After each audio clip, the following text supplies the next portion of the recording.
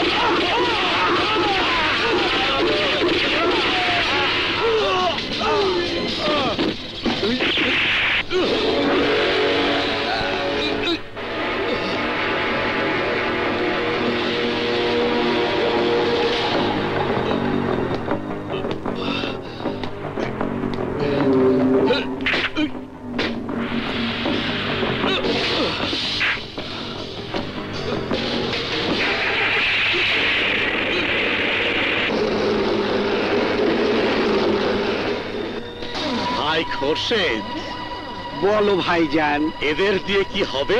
কিছুই হবে না ভাইজান। ঠিক বলেছ। এখন ধনবানের দয়া আমাদের বাঁচতে হবে। ধনবানের দয়া হলে তো তার আদরের সন্তান মানিকের গায়ে আঁচড় লেগেছে। বাবা, ওই কেউটার বাচ্চাটাকে খুন করতে চেয়েছিলাম। হ্যাঁ চাচা, ভাগ্যক্রমে বেঁচে গেল। এখন ধনবানের আক্রোশ থেকে বাঁচো।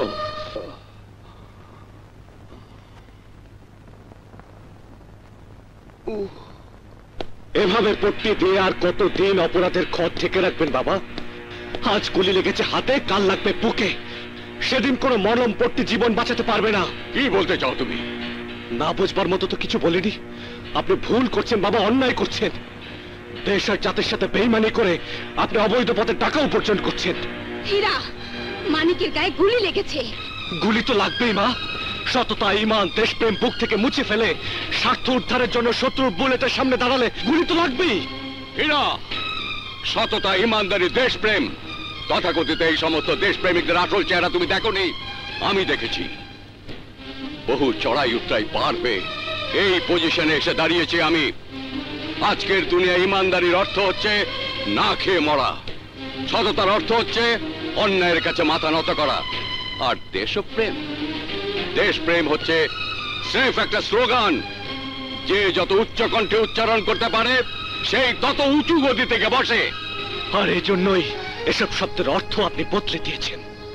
সততার নামে আপনি মিথ্যে অ্যাকাউন্ট খুলে কোটি কোটি টাকার অবৈধ সম্পদের পাহাড় গড়ে তুলছেন। দেশভক্তির নামে আপনি স্মাগলিং করছেন। হ্যাঁ হ্যাঁ হ্যাঁ, আমি স্মাগলিং করছি, সম্পদের পাহাড় করছি। তুমি যা দেখেছো সেটি হলো টাকার একটি পিঠ মাত্র। এর অন্য দিকটি হচ্ছে উদার।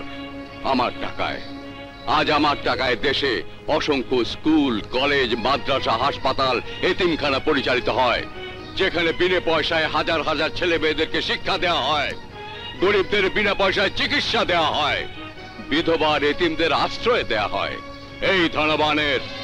এই ধনবানের মুখের একটি কথায় জনতার বুকে সাহসের পাহাড় হয়ে দাঁড়ায়, পাথরের মতো শক্তি যোগায়।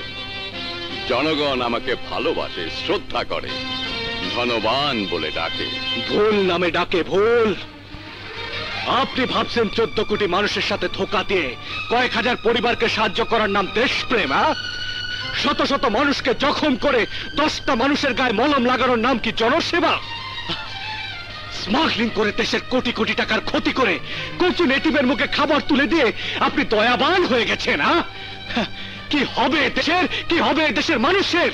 হীরা, তুমি পাগল হয়ে গেছো। সোনার চামচ মুখে নিয়ে বড় হয়েছো তুমি, কাজেই সহজেই নিয়ম নীতির কথা বলতে পারছো। আমার মতো যদি অভাব অনটনের দুনিয়া তুমি দেখতে, তাহলে আজ এমন কথা তোমার মুখে আসতো না। তারুণ্যের উদ্যমে আদর্শবাদী কথা বলা খুবই সহজ, কিন্তু দারিদ্র্যের সাথে যুদ্ধ করে আমার আজকের এই পজিশনে আসা কোনো সহজ কাজ নয়, সিম্পলি অসম্ভব। ধনবান আজ ওই মানুষদের একজন যাদের পায়ের নিচে পুরো সমাজটাই পড়ে রয়। সমাজকে পায়ের নিচে রাখা যায় বাবা, কিন্তু আইনকে নয়। কোন অত্যাচারী অন্যায়কারী দীর্ঘদিন আইনকে ফাঁকি দিয়ে বাঁচতে পারে না, আপনিও পারবেন না। আইন আপনাকে ছাড়বে না বাবা। আইন আইন আইন, কোন আইনের কথা বলছো তুমি? কিসের আইনের কথা বলছো তুমি? কার তৈরি আইনের কথা বলছো? তুমি জানো না ধনবান নিজ হাতে আইন তৈরি করে আবার নিজেই তা ভেঙে ফেলে? বহুত বহুত ভয়ঙ্কর খেলায় মেতে উঠেছেন আপনি। বলে যাবেন না, সাপ নিয়ে যে খেলা করে সাপের দংশনে তার মৃত্যু হয়, কিন্তু আফসোস সেই সাপের দংশন থেকে বাঁচতে পারবে না আমার মা, আমার ভাই, আমার বোন। ওরাও আপনার পাপের বলি হবে।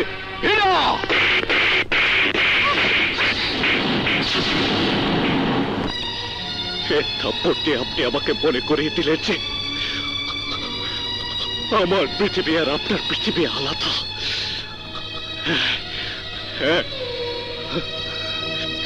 হীরা, কোথায় যাচ্ছিস তুই? যেখানে যাই মা, সেখানে বাবার পাপ আমাকে তাড়া করবে, কিন্তু স্পর্শ করতে পারবে না। যাস নে ভাইয়া, যাস নে ভাইয়া, যাস নে। এই পরদেশি বাবু, গাড়ি দেখে চালাতে পারিস না?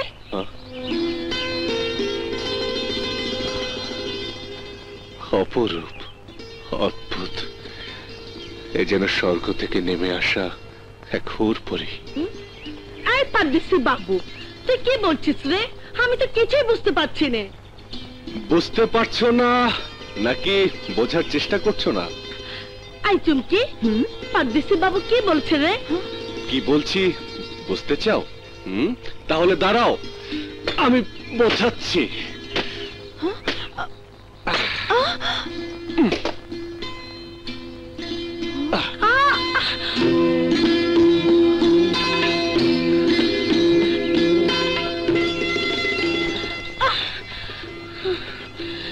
হ্যাঁ পরদেশি বাবু, আমাকে তুই যেমন তেমন মেয়ে ভাবিস নে, আমি সর্দারের মেয়ে আছি। হ্যাঁ আচ্ছা, চলে আয় চুমকি।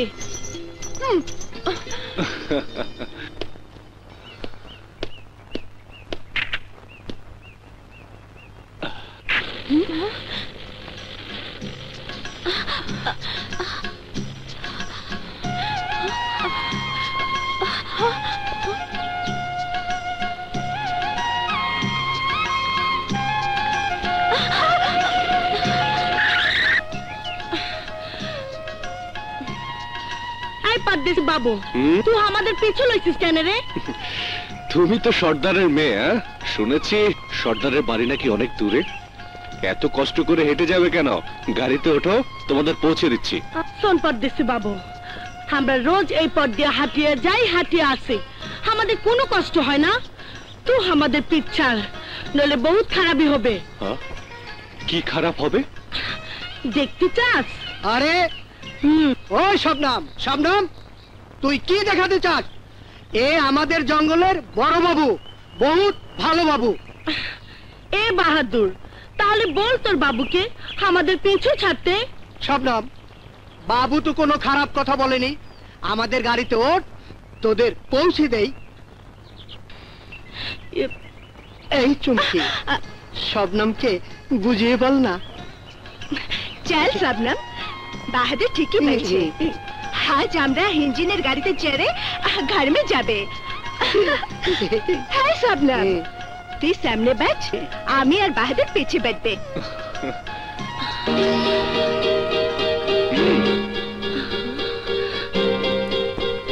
আরে এসো এসো।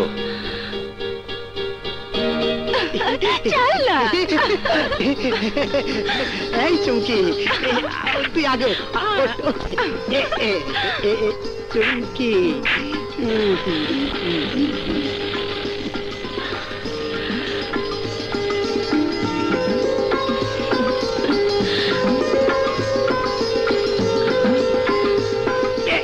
না না কিছু না কিছু না। এই বাবু, গাড়ি আর যাবে ক্লাই, এখানে থামাতে হবে।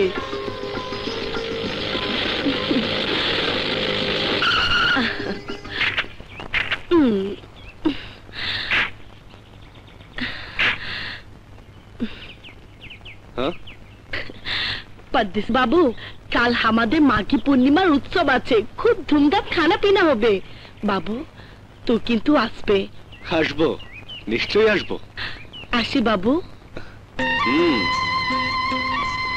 চল চুমকি।